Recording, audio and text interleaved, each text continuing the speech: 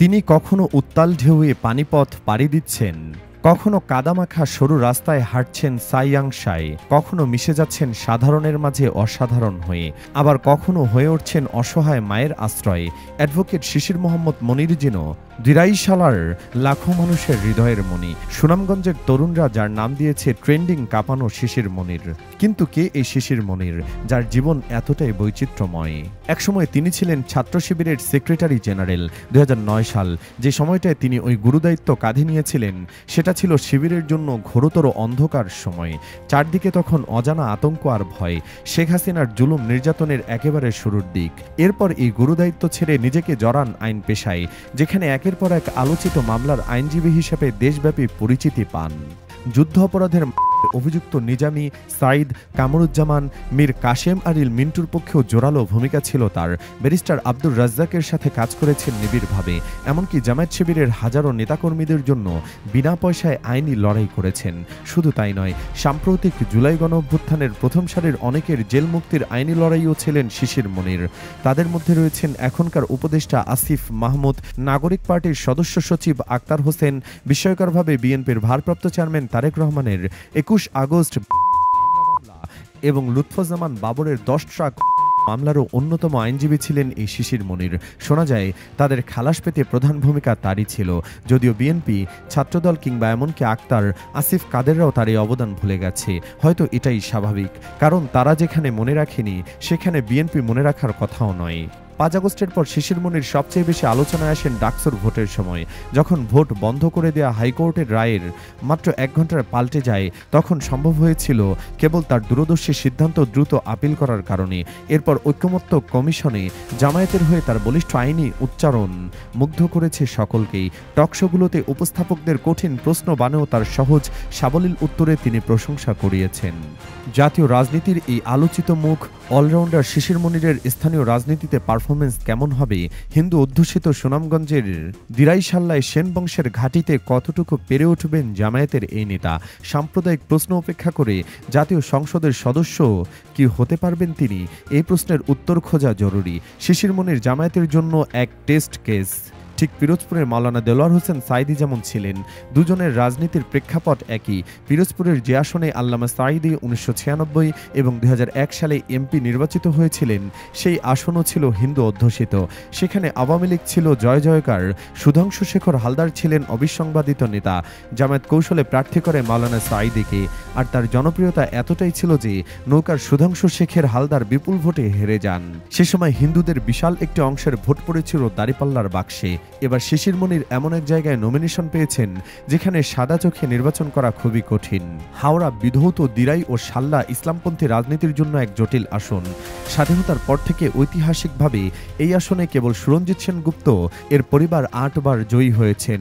জামায়াত সর্বশেষ 1996 সালে এই আসনে নির্বাচন করে এবং দাঁড়িপাল্লার মনোনীত প্রার্থী আব্দুল মান্নান মাত্র 1104 ভোট পেয়ে জামানত হারান।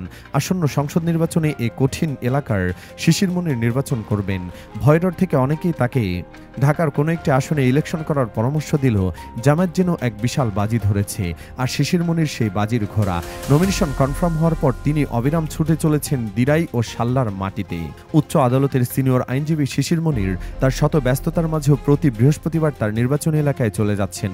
শুক্রবার ও শনিবার দাপিয়ে বেড়াচ্ছেন 2 উপজেলার হাওরের মাঠঘাট চষে বেড়াচ্ছেন তিনি। হিন্দু অধ্যুষিত আসনটির প্রতিটি হিন্দু নাগরিকদের কাছে ছুটে যাচ্ছেন হরহামেশাই, শোনাচ্ছেন শান্তির বাণী, সবাইকে আশ্বস্ত করছেন একটি সুন্দর সমাজ বিনির্মাণের। তরুণদের সাথে সংযোগ বাড়াতে করছেন ক্রিকেট ফুটবল ম্যাচের আয়োজন, মুরব্বীদের দোয়া নিচ্ছেন চায়ের দোকানে, জেলে থেকে ডোম সবার কাছে ছুটছেন অবিরাম অবিরত। গ্রামের উন্নয়ন বঞ্চিত নাগরিকদের নিজ অর্থায়নে সেতু করে দিচ্ছেন, বিদ্যুৎ বিল পরিশোধ করতে না পারা গ্রামের বিদ্যুৎ বিল পরিশোধ করছেন। সুটেড বুটেড শিশির মনির এলাকায় গিয়ে গ্রামীণ পোশাক পরে হাঁটছেন, খেলার মাঠে খেলোয়াড়ের পোশাক পরে খেলছেন, মায়েদের সাথে আড্ডা দিচ্ছেন, সাংগঠনিক বৈঠকে পরিকল্পনা সাজাচ্ছেন, এমনকি বিদেশে গিয়েও দিরাই ও সাল্লার লোকজনকে খুঁজে বের করছেন, সাক্ষাৎ করছেন, মত বিনিময় করছেন। সুপ্রিম কোর্টের একজন সিনিয়র আইনজীবী তার পেশাদার জীবনের হেভি ট্রাফিক এড়িয়ে অবিরত গ্রামের মানুষদের সাথে সংযুক্ত হচ্ছেন। দিরাই সাল্লার মানুষ অনুভব করছেন তাদের এক সন্তান একজন খ্যাতিমান আইনজীবী তাদের সন্তান আইন অঙ্গনে নেতৃত্ব দিচ্ছে, উচ্চশিক্ষিত সন্তান সুযোগ করে তাদের বুকে ছুটে আসছে। বিরাট এক ব্যাপার সবার কাছেই। শিশিরমণির গ্রামের মানুষের মনোভাব বুঝে কথা বলতে পারেন। তিনি ধর্মের কথা বলে মানুষকে কনভিন্স করার পথে হাঁটেননি, বরং মানুষের সমস্যার সমাধানের পথে হেঁটেছেন। গণরাজনীতিতে জামায়াতের সবচেয়ে বড় ভুল হচ্ছে ধর্মের কথা বলে ভোটারদের সমর্থন চাওয়া, অথচ গণরাজনীতির সফলতার মূল চাবিকাঠি হল মানুষের ব্যক্তিগত ও সামাজিক সমস্যার সমাধান কি করবে তা সুনিশ্চিত করে বলা। মনির ভক্তরা বলছেন, জয় পরাজয় রাব্বুল আলামিনের হাতে। তবে শিশির মনির যে একটা মডেল সেট করতে যাচ্ছেন এটা নিশ্চিত। মরুভূমির বুকে গাছ লাগানোর আয়োজন চলছে, পাথরের বুকে ফুল ফোটানোর উদ্যোগ চলছে। গণরাজনীতির এক নতুন পাঠের আনুষ্ঠানিক প্র্যাকটিক্যাল ক্লাস চলছে দিরাই ও সাল্লার মাটিতে। একটা নিষ্প্রভ সংসদীয় আসনকে সজীব করে তুলেছেন শিশির মনির। টার্গেটের পিন পয়েন্টের অনেক দূরে অবস্থান করা একটি সংসদীয় আসন খুব সম্ভবত জামাতের ঝুলিতে যুক্ত হতে যাচ্ছে, কারণ সাধারণ মানুষ বুঝতে শুরু করেছেন সেন বংশের সেনরা শুধু ধর্মীয় অনুভূতি ব্যবহার করে তাদের ভোট নিয়ে নিজেদের আখের গুছিয়েছে। আদত দিরাইশাল্লার সাধারণ জনগণের ভাগ্য বদলায়নি। তাই এবার দল নয়, বংশ নয়, ব্যক্তি দেখে ভোট দিতে চান তারা। এই আসনের ভোটার মহিতুর রহমান লিখেছেন, শিশির মনিরের মতো একজন মানুষকে পেয়েও যদি আমাদের দিরাইশাল্লাবাসী মূল্যায়ন না দেয়, তাহলে বলতে হবে এটা তাদের দুর্ভাগ্য। এই অবহেলিত হাওর এলাকার জন্য এমন একজন সৎ, দক্ষ, দেশপ্রেমিক এবং ক্যারিশম্যাটিক নেতৃত্বের সবচেয়ে বেশি প্রয়োজন। আমি নিশ্চিতভাবে বলতে পারি, আজ পর্যন্ত এরকম কোনো যোগ্য প্রার্থী আসে নাই আমাদের আসনে। আমার পরিবারের সবাই ইতিপূর্বে বিএনপিকে ভোট দিলেও এবার আমার ফ্যামিলির সবাইকে নিয়ে ইনশাআল্লাহ শিশির মনির ভাইকে আমার জীবনের প্রথম ভোট দিব। এদিকে শিশির মনির যদি এই আসনে জয়ী হন আর জামায়াতে যদি সরকার গঠন করে, শোনা যাচ্ছে তাকে আইনমন্ত্রী বানানো হবে। এটা অবশ্য তার সাথেই যায়, কারণ এই মুহূর্তে জামাতে শুধু নয়, বিএনপিতেও এমন তুখোর আইন বোঝা মানুষ পাওয়া বড়ই মুশকিল। জামায়াতের নমিনেশন পেয়ে যারা ভাবছেন দল আর দলের কর্মীরা আপনাদের জিতিয়ে আনবে, তারা ভুল পথে আছেন। নির্বাচনী প্রক্রিয়ায় সংগঠন সর্বোচ্চটুকু দিয়ে মনোনীত প্রার্থীর বিজয়ের চেষ্টা করবে, এটা ঠিক। কিন্তু প্রার্থী যখন কেবলই সংগঠনের দিকে তাকিয়ে থেকে নির্বাচনের বৈতরণী পাড়ি দেওয়ার কৌশল নেবেন, তখন বিষয়টা কঠিন হয়ে যায়। তাদের জন্য আদর্শ হতে পারে অ্যাডভোকেট শিশির মোহাম্মদ মনির। একজন যোগ্য প্রার্থী একটি সংসদীয় আসনের জয় কিভাবে ছিনিয়ে আনতে পারে তার উজ্জ্বল দৃষ্টান্ত হতে যাচ্ছেন সুনামগঞ্জ ২ আসনের জামাত মনোনীত এই প্রার্থী। শিশির মনির কি পারবেন? এই প্রশ্নই এখন সকলের মুখে।